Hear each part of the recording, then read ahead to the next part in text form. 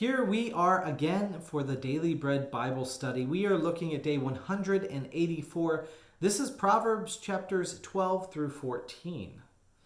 In Proverbs 12, I selected verse 15. Fools think their own way is right, but the wise listen to advice. Fools show their anger at once, but the prudent ignore an insult. It's important to be self-aware. Namely, we are all growing and therefore can benefit from advice. And then secondly, self-gratitude can help us be resilient even in the midst of insults.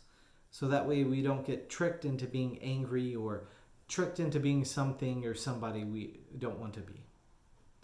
In Proverbs 12:25 it says, anxiety weighs down the human heart, but a good word cheers it up.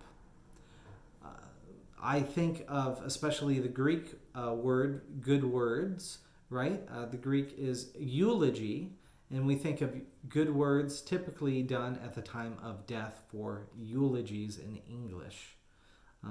Now, in our life, anxiety around all sorts of things, especially children, and we, have all sorts of challenges that come with our kids throughout the years. I remember when our son was being born that we were all sorts of worried about his birth, and we give thanks that he has come through it well.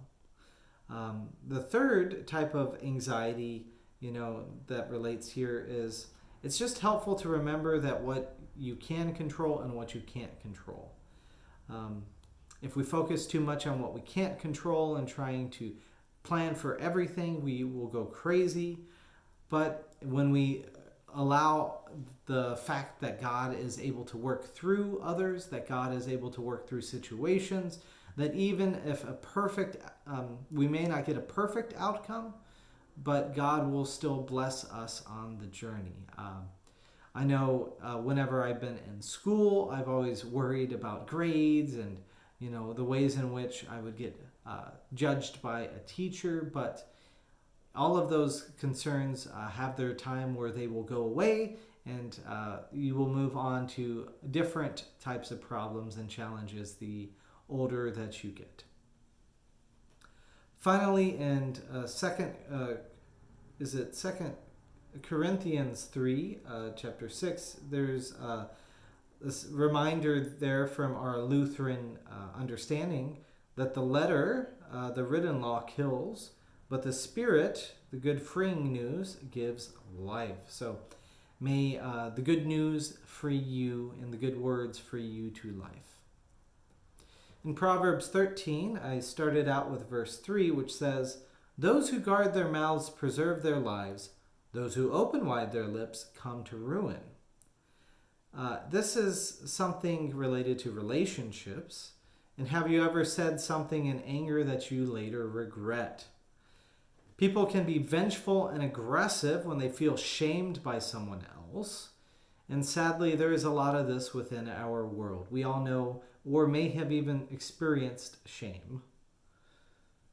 And this is true even within Christian communities as well. We are not immune to being sinners or breaking others' hearts. If you have been hurt by an unguarded wound from church leaders, know that my heart and my sympathy goes out to you.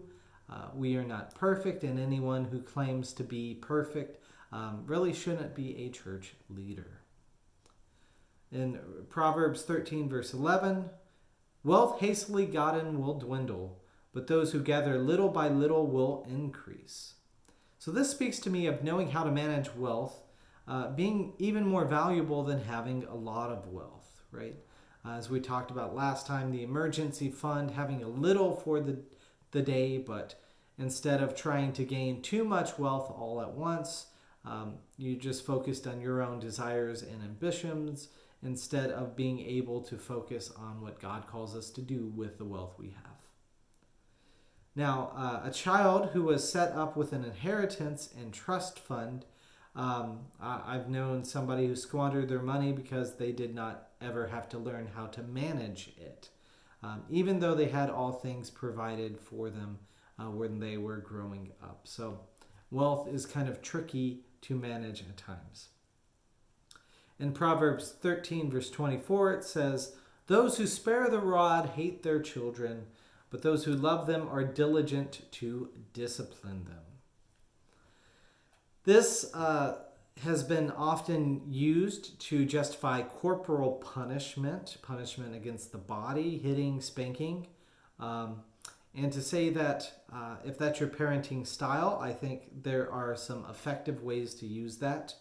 But it should not be the first option with your child, right? The idea is that they are trying to learn and grow and want to learn from their mistakes. They're young. They haven't understood what is right from wrong in the full sense as like adults can. And the mistakes that they have need to have appropriate consequences for where they are at. The parenting challenge is to establish clear boundaries and consequences so that the children might learn the importance of self-discipline and self-correction. Right? If it comes from a forceful hand of somebody else, they'll just be resentful towards those who are the enforcers of that, and also never figure out how to make it right for themselves. Now, that all said, no parent is perfect. So without boundaries, my kids do not know what is expected, and it is much less what is beneficial versus being destructive. So anyways, all of this type of learning, I hope to be able to pass on to my children. I hope they understand one day why we choose the methods that we choose, my wife, my spouse, and I. But we will see with that. Moving on to our last chapter, Proverbs 14.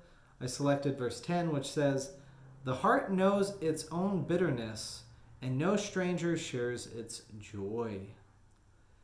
So I'm a little confused by this. My takeaway seems to be that your emotions are experienced internally. So first, let go of bitterness, which is always helpful. The bitterness is these things that eat away at you: regret, injury, hatred, ingratitude. All of these things do not fill your life, but they take from it. And then the second thing I can see here is to seek joy within your heart. There are things that bring you life and things that take away your life. Self-agency, community, connection, self-empathy, seeing yourself as a beloved being, especially beloved by God, is important. All of these things I find to be life-giving for myself, and I hope that they help you seek joy within your heart too. Moving on to the last verse for today, Proverbs 14, verse 15. "The simple believe everything, but the clever consider their steps." Now, life is more than just about being black and white, good and bad. Self-reflection is needed.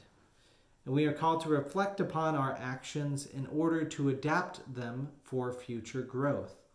This is something that is hard to do.